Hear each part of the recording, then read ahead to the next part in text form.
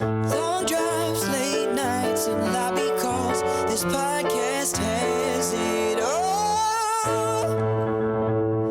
With Lewis Left. Hello there, it's me, Lewis Left. Welcome to the show, Long Drives, Late Nights, and Lobby Calls. This is a podcast mainly to do with the realities of the live music industry and some of the real stories from the people on stages to everyone else behind the scenes. And today I'm joined with Aoife O'Connor. What's up? Hello. Right. Yeah. So we're joined today probably with one of the badass people in the music industry. There needs to be women within the music industry. Let's be honest, it's full of white dudes. And Aoife was probably actually one of my introductory kind of people into live sound specifically.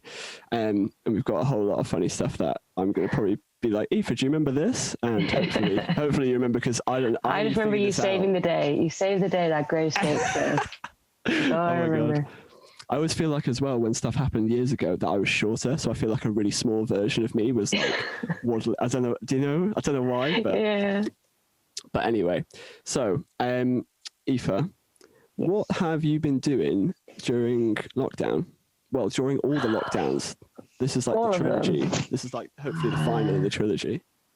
The first one was a novelty, so I just I enjoyed it, but also like there was a really sick tour that I was meant to go on that got cancelled. No. So there was a like lamenting feeling of, as those dates came closer, you're like, oh, I would have been leaving on this tour today.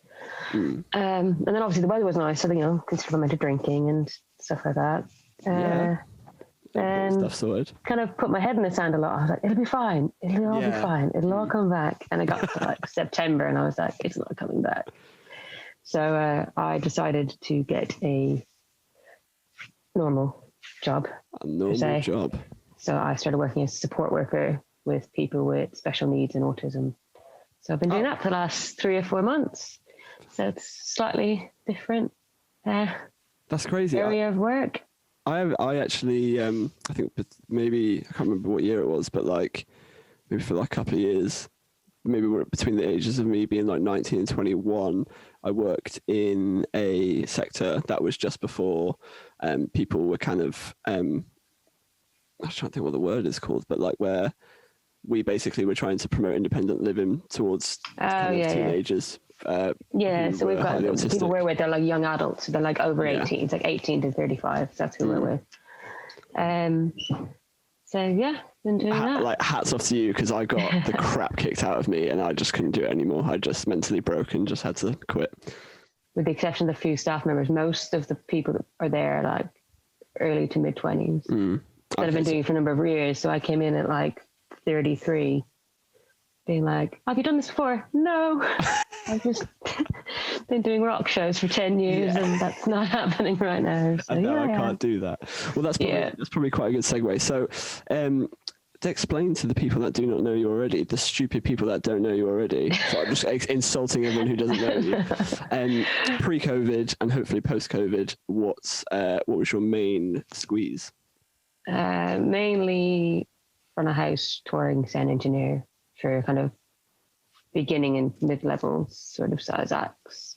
And then some in-house work, but mainly it was initially started with in-house and it's just swayed more and more into touring.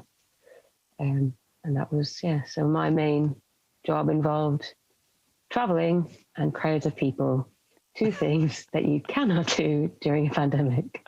Well, no, apparently you can travel if it's, if you're influencing people from... yes. To Dubai, Or New Zealand. New Zealand's the only place that's got their shit together, apparently. Yeah, I'd love to go there and do like I've got a few mates that are living there. Like you've seen their photos of like, they're going to festivals and going to shows and life is normal.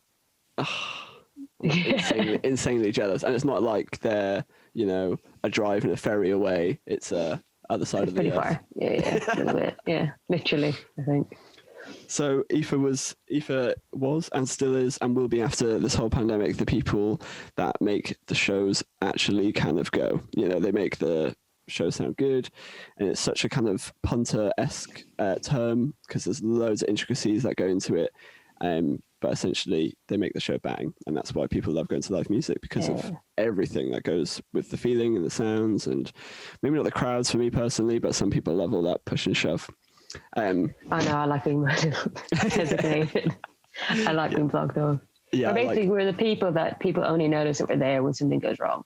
Oh, that feeling where something goes wrong. That's the only time people will know that you exist is, there's nothing like having a couple hundred people just turn around and look at you and be like, ah.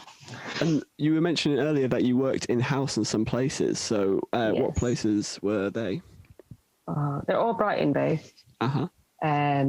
Preach. The OG one, first ever, was Pavtav.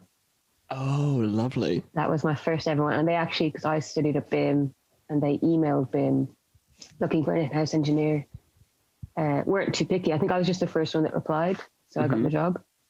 And then I met the head engineer for Freebutt, who was doing a show there.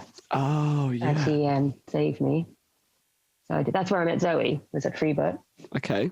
And then, where was it after? And then Sticky Mike's, The Haunt, which then became, obviously then Chalk, The Hope. I can't remember. Then like the odd ship, but the main two were only Sticky Mike's and The Haunt. Yeah. Rest in peace, Sticky Mike's. It's I know. gone but not forgotten. I did a little history thing the other day to see what the building used to be before it was Sticky Mike's, before it was a pub. Oh, and what was it? Pretty boring. It was a mineral water factory. Oh, right. Back in like the 1800s. That's crazy. That's what I spent my day off doing. Do you think the toilets still smell the same at that point, or? Well, it was just the irony that it was always suffering with damp, so the water factory was kind of handy. Yeah, it was a pretty damp basement. So I met you during my times at BIM Brighton doing a live sound and tour management course, like a level 3. And you were covering Zoe, who you mentioned earlier. So Zoe was our kind of main live sound engineering lecturer, and is probably the person between you and her who actually got me to realize how the hell to actually do live sound, because there was only like maybe 8 to 12 people in that course, and a lot of people were just letting a really good friend of both of ours called Angus Price just do it all, because he'd already done it. Oh, were you in his year? Yeah. Ah, yeah. I remember like shadowing those classes, being like, Yeah. We all just let somebody Angus else have a go. Yeah. Yeah. Everyone was just like, Angus, can you just do that, because we haven't got a clue what's going on. And I was one there, I was like, everyone's literally lying to you. I don't have a clue what's going on, and they don't either, but they're just getting away with it. And they're all like, shut up. And between you and Zoe helped me a lot on analog, and you helped me a lot on digital desks. And that's where we kind of met. So I kind of want to bring you back to probably my first kind of like gig that I was working on. It was 2015 or 16, Great Escape. Great Escape is a festival in May, and it kind of absorbs a whole week at Brighton, and it just basically turns over every venue or every space into a live music gig. Yeah. And what's your personal thoughts of Great Escape Festival, Aoife? It's the one festival that I didn't miss during this lockdown. Yeah, I'm not gonna lie. When I saw they got cancelled, I was like, sweet. Yeah. Great Escape. Because I've managed to see it from the different sides. Obviously, seen it doing it in-house, and then I think it was last year. Well, not last year, but the year before. I didn't do any in-house. I just did band stuff. Oh, great. And it's not as bad, but obviously it's spaces that aren't built for shows. No time for sound checks, loading in, loading out's a nightmare. It goes very quick when it starts, but it's just a clusterfuck. Yeah, it really is. To finish. I think I remember the first one I did was at Pavtav. And at that point I lived out in Port Slade. And the show that I did finished at like some silly time, like 1 or 2 in the morning. And I'd have to be back in for 9 a.m. And it was about a half an hour to like get home and get back. So I just slept there was like flats above the Pavtav for staff. Oh, so you just stayed And there. I just stayed over to save that hour. So I just stayed in Pavtav for 3 days. Oh my god! I think Which isn't much. I think that's what Angus did as well. I remember Angus's first Great Escape. He was working at Pavtav, and he just said I think he ended up just staying there most of the time or sleeping in his car. It's just easier. But I mean, it's good once it's over, but it's just if you don't prepare yourself really, really well, like I've been doing it for years and years and years in-house. Yeah. I have like a spreadsheet set up where I go through it with the other in-house techs, and we all had the same system and we followed it. Yeah. And that was the only thing that like would make, if anybody changed the patch list over the weekend, it would just become a nightmare. So it was like, it was set up on day one. It was unpatched on the last day, and it was just left by everybody. Yeah. And obviously when specs change and, you know, not being sent band specs. And obviously whenever you don't get the band spec, it's always the band with like a million things that turn up. But I mean, it's good. Like, you kind of get through it, and because you're all doing it together, there's a camaraderie of like between all the bar staff, everybody's in this shit show, so everyone knows how it's going. And God forbid you have to get an engineer last minute for any reason. Yes, because it's impossible. Yeah, I think it definitely, maybe we'll have to do a Great Escape episode at some point when maybe during that time in May if we're still in lockdown. But because I did a bit of stuff at the Hope and Ruin, and it's the only time that I actually meditated before going in because I was so nervous, and I just it was just carnage. But we'll have to save all that for another time because it was bad. As long as everything's prepared, label everything, have a plan in place. Yeah. Then it's okay. It's if you go in kind of going, I'll just work it out. Yeah.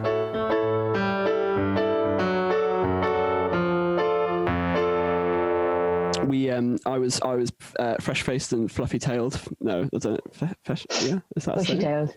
Bushy tailed, fluffy tailed, fluffy tailed. I've finished doing a bit of volunteering at Brighton Electric with an artist called Calvin Jones, who I then went on to work with I've been working with him ever since. And I just spent 2 days of basically pushing boxes, standing in a room and trying to kind of figure out, am I doing the right thing or not? I had no idea, because it's just literally here as a pair of hands. Like, do I just put that? Okay, cool. Okay. And then I got an email from Zoe being like, Aoife needs some help down at Sticky Mike's. Does anyone want to go down? And my reply was like, oh my God, I can literally say like, yeah, I can go down, but I'm already at a gig. Like, how interesting is that? I could be like, yeah, I could go down, but I'm already actually at a gig. Because to have that kind of that kind of, those stars on your chest already, to be like, yeah, I'm already at a gig. It's like, I'm studying. I'm kind of a big deal, guys, but I kind of agree with you. So you just don't realise. And that, I mean, I think I realised because I was a lot older than the rest of the people in that course. I kind of realised it's a bit like, because everyone was just very young and they just were there because it was a college course. Also, it just sounds really fun on paper. Yeah, it does sound really fun. And then you kind of trying to explain like signal flow or something to a 16-year-old that just wants to go and skate and drink alcohol in a skate park or something. You're like, oh, cool. Yeah. So I get this email come through. I'm like, yeah, of course. Like, I'll be there at like 7 or something. I can't remember what time. So I've had like a really successful couple of days with Kelvin. Like, they're like, yeah, we've got a tour coming up, we might need you. So I'm like, oh my God, this is amazing. Yes. And then I'm like feeling really confident, like, yeah, cool. I did that. I can do anything. Just tell me what to do and I'll do it. So, and that's at Brighton Electric. So the walk from there to Sticky Mike's is like, maybe like 40 minutes, maybe half an hour or so. It's a bit of a hefty walk. And I've turned up. I've gone to Sticky Mike's. And for everyone listening that has never been, it's closed down now, unfortunately. But Sticky Mike's was a kind of alternative venue, would you say? Yeah. Mainly alternative. It had an upstairs bar, ground level, and then you walk down into a basement and there'd be like a 200 capacity room. Yeah, like 200 cap, really low ceilings. Oh, very low ceiling, with a bar and some toilets, and it's very dingy and dark. I remember the first thing I noticed when I got there was, obviously I felt like 14 walking in there, and I was like 21. I felt very young walking in there, and then also it was more because I think I was so fresh faced. I'd never been out in Brighton really, because I moved here with no one, so I had no one to go out with. Well, there was a friend of mine that Jack Martin lived here. But he was doing film and stuff, and I couldn't, like, we would go. I did have someone, don't worry, Jack Martin was here. But we were kind of following the BIM, kind of where everyone else was going to try and help fit me in, type of thing. We just realised we didn't really like anyone. So also, the live sound course at BIM, you were always very separate to the musicians. Yeah. I literally got told, by the way, at a freshers event, they were like, what course you on? And I said, oh, I'm on live sound. And they went, oh, no, I only talk to people on degrees. And I was like, right, okay, mate, sweet, you're great. Can't wait for. You're definitely somebody I want to be friends with. Yeah. I was like, right, see you later. And when you walk down to the venue at Sticky Mike's, there's 2 doors. There's one door that kind of ends up going to the backstage-ish area that goes straight on stage, and then you've got the main doors that go in. So I've actually taken like the wrong door, and I'm like just met with cases and carnage and damp, and I'm like, I have no idea. I kind of grab Aoife like, hey, you're right. And it was me and then another girl on my course called Ange, and we kind of just turned up at a similar-ish time. Or maybe she was there before me. No, she was there before me, because I was like, fuck, you got there before me. I was supposed to be here first. And it's just met with carnage. And the only thing I can really remember from that I can't night. remember what I was like. No, you were great, by the way. You were Okay. fine. Of course, you were actually fine. Because, like, I would tell you. No, but it was you were fine, because I can only remember a few pivotal moments, and then I kind of want to ask you what you remember of that day. But there was one time. No, there's two really pivotal moments. There's one moment, I'm worried right? now. I've got such a bad memory. They all blur into one horrible nightmare. There's one time that, like, there's a piece of equipment called a DI box, which is a box that's used to kind of convert maybe. Hang on. Oh my God, I can't explain what a DI box is. You're basically converting a signal into a balanced signal, aren't you? Yeah, line signal into a balance. Yeah, and they're mainly used on like keyboards and electronic equipment and all that kind of stuff, and acoustic guitars sometimes and all that. Yeah. Oh my God, imagine that. You would cane me. You would cane me in BIM, and me and Ange have run to the stage because something's gone wrong with their DI box, and at the point of view from the front of house to the stage is very, very hard, and we're all like under 5'7". Let's be honest, we're all under, like, we can't see shit. We've got a little stool so we can see above people. Oh yeah, that's right. And you're like, something's gone wrong with their DI box, the acoustic guitar DI box. So I'm like, all right, cool. And me and Ange go tearing over, like bashing people out of the way, like, get out of the way, I work here. And we can't figure out what to do. And you're talking to us through the monitors, and you're just going, the DI box, you have to press and I think it was like a phase or something to do with 48, like some power or something. What would have been with them? Oh, there's a switch to like physically have them turn on, or there's also the ground lift. And I for the love of me cannot remember what was going on. But what was the funniest thing was these 2 musicians stood there looking at us, being like, "Can you hear it?" And we're going, "No," because you can't either. And you're talking to us, rage being like, "It's the DI box," and you're being so patient, so unbelievably patient. We're like running over time. The first thing you said to me as I walked through the door was, it's the Great Escape, so you have to stay on time. The rule of Great Escape is you stay on time. And I was like, okay, cool, sweet. I'm just going to do everything. It'll be fine. And then you got to a point where you just came over and you just all of a sudden just pressed the button. You were like, sweet, there we go. I mean, Ange just looked at each other thinking, oh my God. Yeah, it was likely probably just a power switch on it. And I guess it's annoying thing with the DI boxes a lot of the time is they'll obviously light up when they're getting phantom. And from where I'm stood, I can see there's no light. Yeah. So I'm probably sat there being like, search beside that light that's on. Because you were literally saying to us, because I remember now, I can just remember it. You were like, literally press the ground lift or the power or something like that. And I'm there going, oh, okay. So I'm just there going, bip, bip, bip, bip, like pressing everything on it, and obviously it's just going, turning pads on and off. Like it's like popping, like, and there's like 200 people in this room just staring at me, and I'm just looking at them like, I have no idea what's going on. Hire me. The last pivotal moment of that night that I can remember was. But yeah, so I think the band have brought their own desk and you've gone, look, they do pizza upstairs. They're well nice. Do you want one? And I'm like, yeah, okay, cool. And you've sent me an Ange upstairs to be like, hey, you're right, we're working downstairs. Like Aoife sent us, can we get can we just get like a veggie pizza or whatever? Yeah. And then get you one as well. And we've gone up and we've like, I've tried saying that to the guy, and the guy's gone, okay, cool. And he's put the order in, and he's come back with a card machine. I thought, oh, okay, like then I need to like claim it or something like that. And and I was like, no, I think she said that it's like free or like a staff discount. And he's like, yeah, I put discount on. We couldn't hear each other, and I was like very nervous. So I was like, oh, okay. So I just paid for it and just walked off. And then I just didn't say anything because I was just like so embarrassed. So I was like, oh, I just won't say anything. The food will come and it'll be fine. And then like, the guy had come down to give you the food or something, and you were like, oh yeah, sweet, did you, and there was something that happened where you realised that the guy had basically because he was a kind of a little bit rude. He was a little bit rude, and he kind of been a bit rude. Guess who it could have been. Yeah, he's done something, and so like the whole time you're as we're like reminiscing about this, you're thinking, oh god, how was I like, because I'm a bit blunt, people might think I was being a bit horrible, but that was when I saw you be like, nah, fuck this, and you just charged upstairs, verbally beat the shit out of this guy, and then I was sat there eating this pizza just thinking, oh amazing, I got it for free, because that was it, because then we went upstairs, had a go at him, grabbed my card, guys come back down the card machine like, sorry mate, just didn't realise, and I was like, oh okay, it's fine, and I was like, that's what angry Aoife's like, if you don't want to fuck with Aoife. I have no memory of doing that. No, it was good though. It wasn't like you just went over and like chinned him and put him through a window. But yeah, you were like, you fucking told him where it was. Little piece of shit. Oh, it's bad because I'm likely still friends with that person today. So. Yeah, probably. I mean, we all fuck up, but don't fuck with people's food.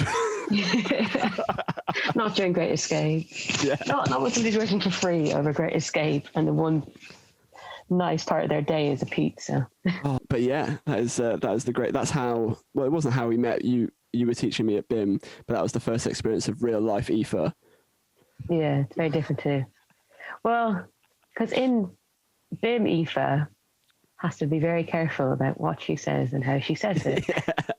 But also as well, it's real life, and like I don't know. I think it's better to be yourself. It's the funny thing, yeah. The amount of times I've seen, definitely not you guys, but other like students that have come from BIM, and they're like so confident in the classroom setup, and then you see them in a real world scenario, and you're like, you can't, like, in a kind of controlled environment, you can control it quite nicely, but chucking into your real world, all you need is for something to go wrong, and it's how you deal with something going wrong is the test.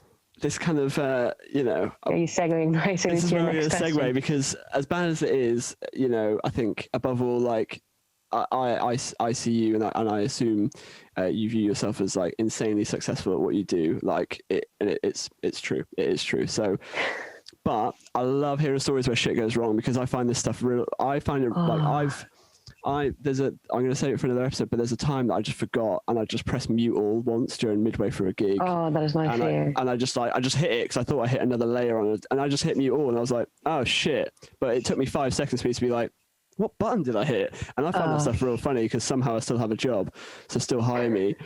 But this is a good segue into, this isn't any detriment to Aoife's ability, because she is insane. Oh no, there's been plenty. But we all cock up. But Aoife, has there been a moment on tour when something has gone seriously wrong? Oh, so many. I'm actually trying to narrow them down.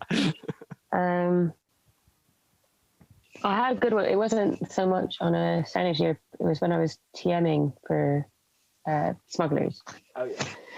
So we were doing a festival in like the back arse of the Czech Republic. Oh, okay. And we'd done two. So we'd done one really big one, and we'd done a smaller one. And it was the same promoter doing both. Nice.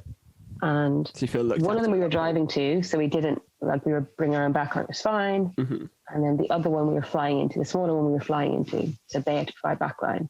Yeah. And so when I started talking to his promoter about it, he tried to talk about both shows on the same email thread, which I was like, this is going to get messy. It's not going to work. So confusing. Yeah. So I created 2 separate ones.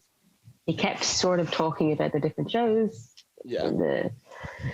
And then luckily it was coming up to the bigger one was the first one. And he was talking about backline we provided us. I was like, we don't need backline for this show. Yeah, because we should. No, you said. And he's like, no. If you look back on the separate email threads, this is the one. And he had messed them up. Oh, no. So we were like, and he's like, well, we can't get backline for that show. I was like, that was the agreement when you booked the band for this show. It was always a fly-in. Yeah. So it was kind of what the thing goes with, like, the booking agent and stuff. Yeah.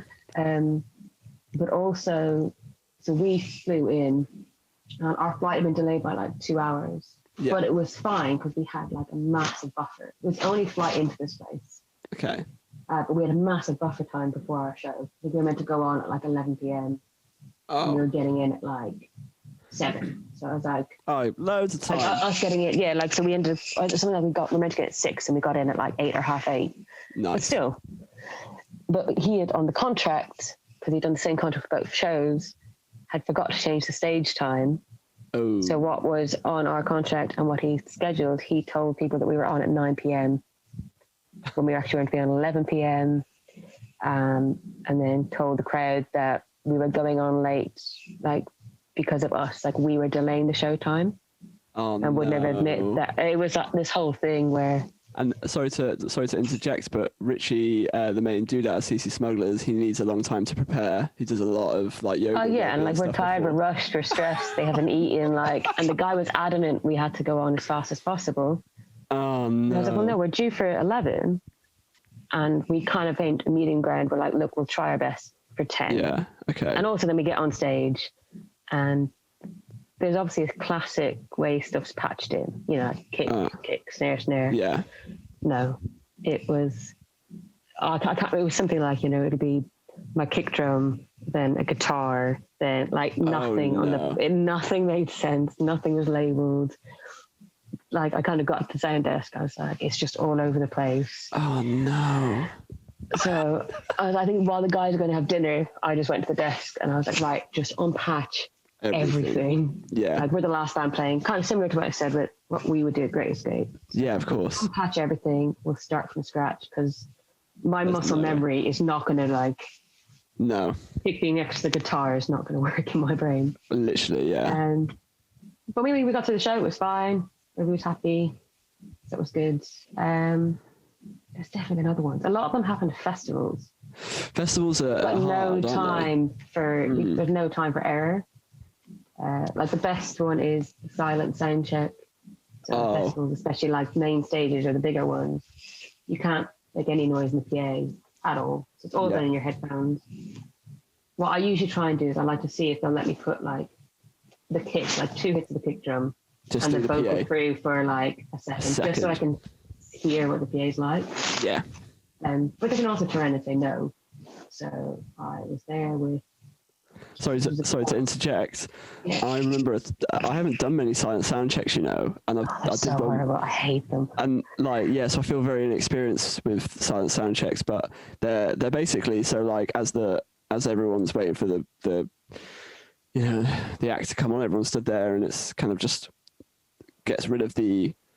Because I don't know. It should seem more professional and fluid, so you shouldn't be hearing this. Especially you're hearing a sound check or line check. Yeah. And they don't want that. It looks better to be like, oh, they just sound sick. They came here and they did it, and it works. And I remember doing it once too, and we were opening, and like I remember being like, we did a sound check when we're opening, but I was like, whatever. Gates are open, so. Yeah. And I remember everything was cool on my headphones. Everything was fine. And I think I did a similar thing where I was like, I just want to hear the vocals because that's all I'm bothered about. Everything else I can just push through the track. So I'm just like, everything else be fine. I can push it through track. It's fine. And then, just somehow the track just wasn't coming through the left and right. And everything was just like. Oh, routing. Oh, it's just. But it was my fault. Well, it wasn't my fault because I got the guy to check the file and I sent it over and he was like, yeah, your file's fine. All your kind of intricacies of what's going on here with the playback is fine. It sounds great. It's going to come through. And then obviously when it didn't come through, I looked at him and he was like, oh, what have I done? And I'm thinking, well, it's fine. What have we done? Let's figure it out. But everyone on stage didn't realize because they were on in ears and they were the like, monitors are fine. They were going mental. They were like, yeah, come on. But it's so embarrassing for them to be like, let's go. And then it just being like echo.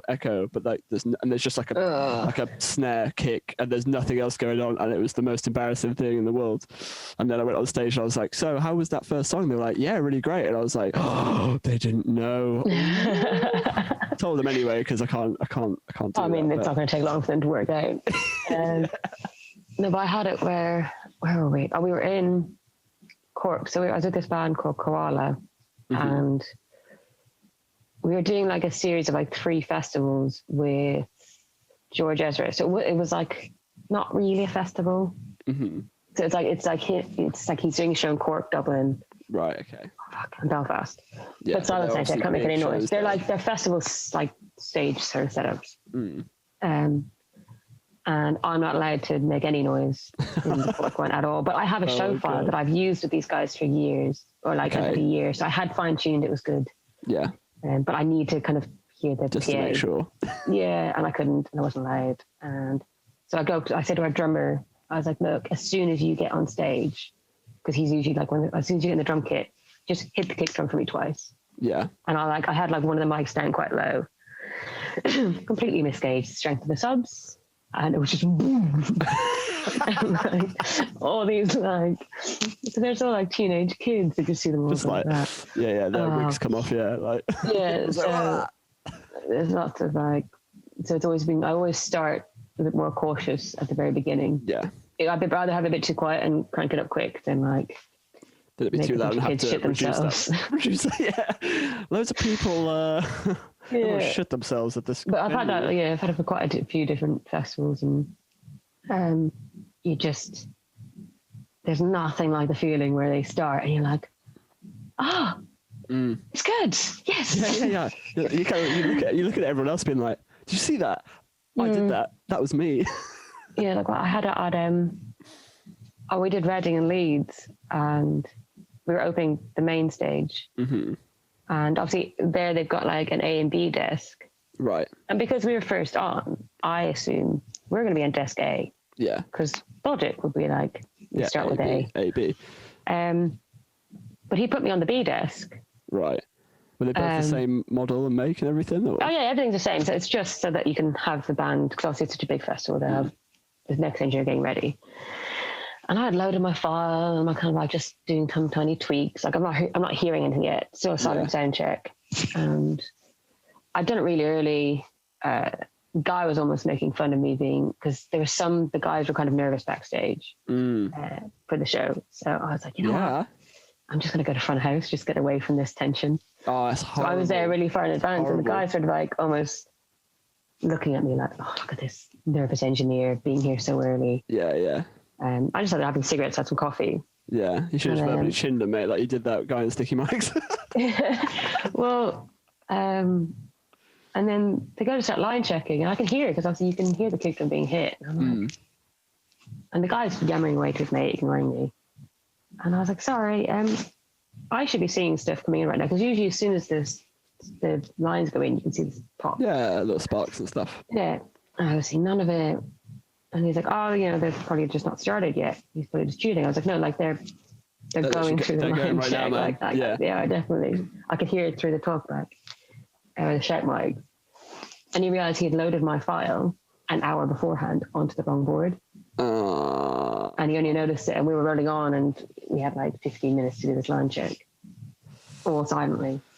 So they're just trying to like, take your key out, put it in this desk. Blah, blah, blah. Oh my God. But it was fine. We got it done. Right. Oh my God. But that moment though, like I have insane anxiety before that first, because I know most bands I play with, most bands I'm mixing have all got clicks. So for me, the first thing I always see is the click go dum, dum, dum on the desk, and I'm like, and then I take a deep breath, and then when the tracks start, I'm like, oh, okay, and then the vocals, oh, thank God, it's not all gone to crap. So in that moment in time, I think I would have melted. I'm not gonna lie. It's that silly thing that when I initially you see nothing, and I know logically, I'm clearly on the wrong board, like obviously, but there is a little bit of you of like, am I being an idiot? Like, am I missing something really obvious? And you don't want to go, hey, and they're like, so like you with the DI thing, when I was like, it's this simple thing. So it's a good like 10 seconds of being like, no. Yeah. And I think I might have glanced through the desk, and I was like, you're like, yeah, that desk looks kind of looks like my. I know. Yeah, I think I like. I looked at signal going over there. I looked at that desk, but I think it was powered down. But yeah, there's a bit of, and then finally we realized that like you're not a complete idiot. It's all good. Oh man, I've definitely had moments of being an idiot. Yeah. Like, yeah, I've done the DI thing classically loads of times. Yeah. Like not sending Phantom something or not having the DI on. There's always something just there's always something that's stupid that I've done. Yeah. Well, we've all been there. I'm gonna maybe try and wrap us up. I feel like there's so much more that we could have got into though, because I feel like I haven't given you enough justice to go over, especially a timeline of how you got into what you did.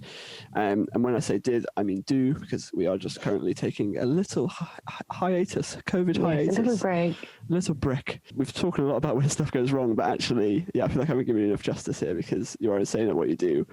But what's your favourite moment of your career so far? The band, again, Koala, that I was with, they were on a support tour with this act called Dodie. And I'm originally from Ireland. So no way! Yeah. So there's a venue there called Vicar Street, which I guess is mid-level size.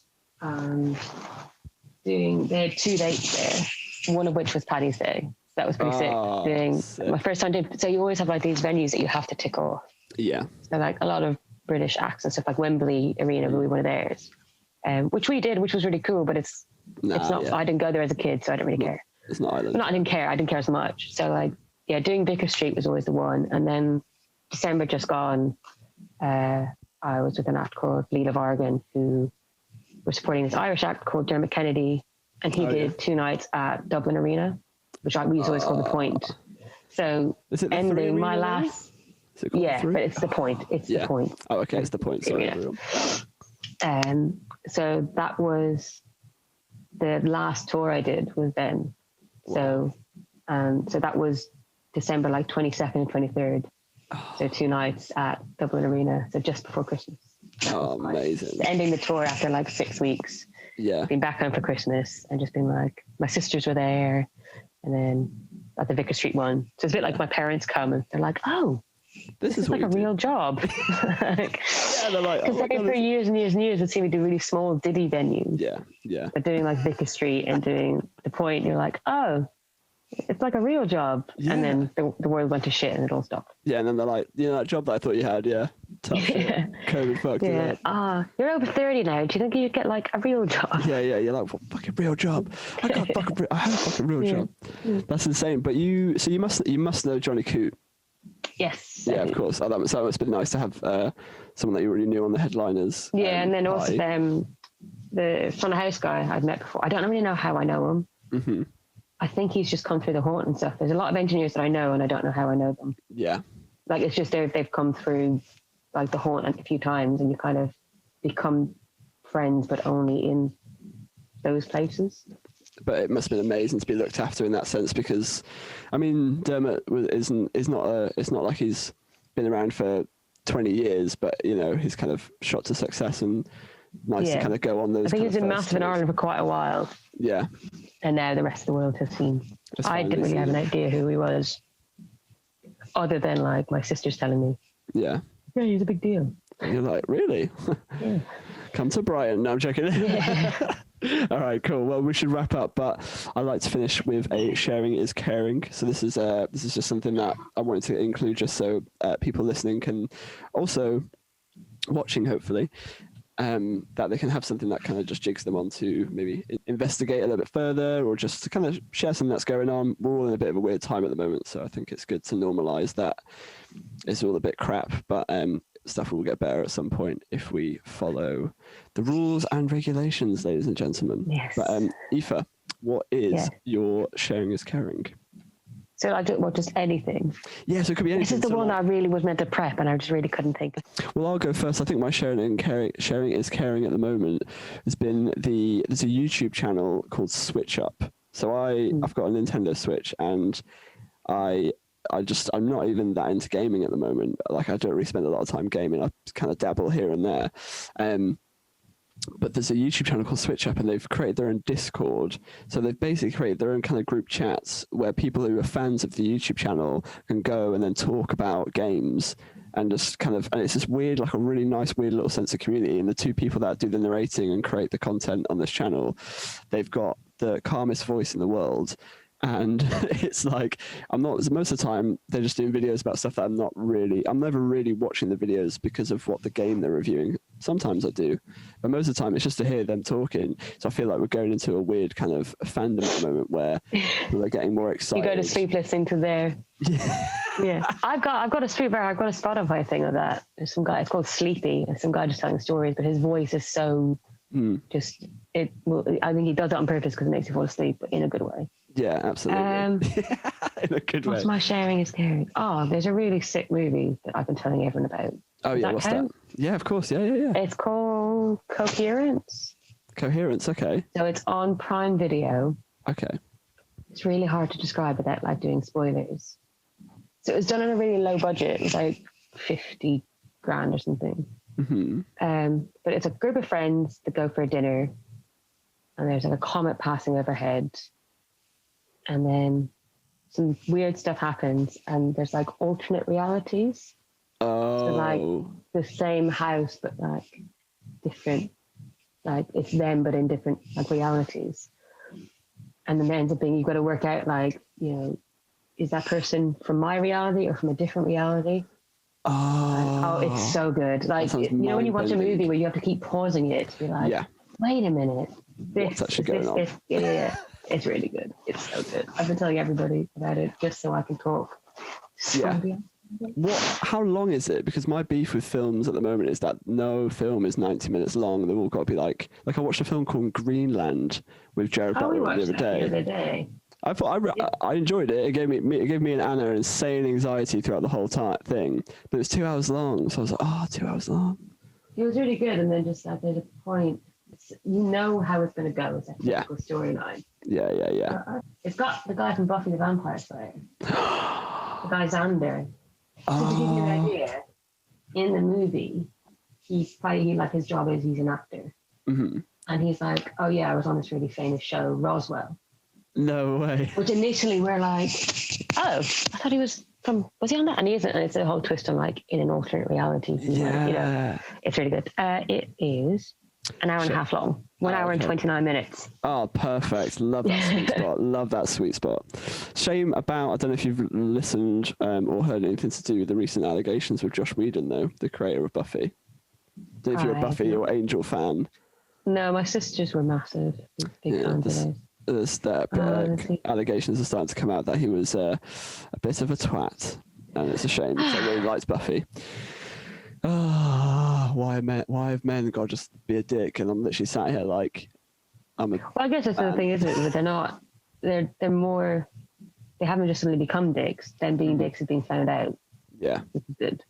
It's good that that one person comes forward, and it means that a lot of other people can have that strength to come forward and talk about it. Because it just means it'll forever taint whatever they're connected to.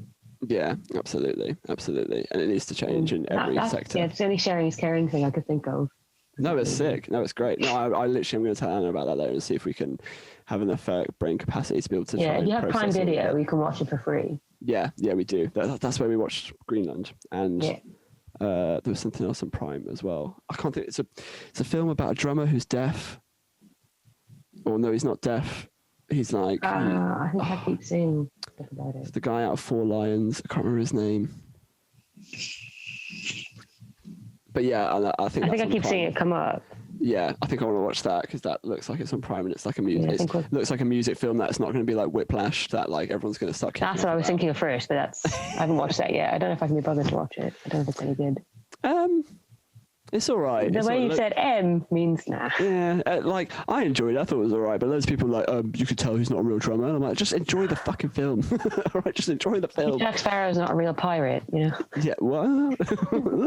I'm only thinking that because that's what we're currently watching. We're trying to get through all the Pirates of the Caribbean. Oh, have you not watched all of them before? No, I think we've got one more to watch. Okay, I think it was a bit naff. I think I can see why I only watched the first three. Yeah, I've only watched the first three, and then I haven't watched any of the other ones. They don't exist. Yeah, it's all right. I think we knew going into it that they're not as good. So. Sick. Okay, sweet. Let's wrap up there. Thank you very much for joining me, Aoife, and we'll have to get you on again soon. I'm hoping that, like, as much as this might seem quite brief and whatnot, but yeah, this isn't going to be the first and last time that we'll do this. I need to kind of go into more stuff. There's way more stuff that I can dig out of you, some touring stories, and then just as if there's any times that I need to jump on and be like, right, let's get you from the podcast. Can I just talk about this or something like that? Then I'm going to bring you back. So what to do when you have to pay for pizza? literally, just get us going and fucking verbally chill the guy. Yeah, thank you ever so much for joining me. If people want to find you, Aoife, where would they go? You have an Instagram, I think. I do. Yeah, I never post anything on it. That's bullshit. You've got some fire on here. Yeah, but I think like the recent. You run about?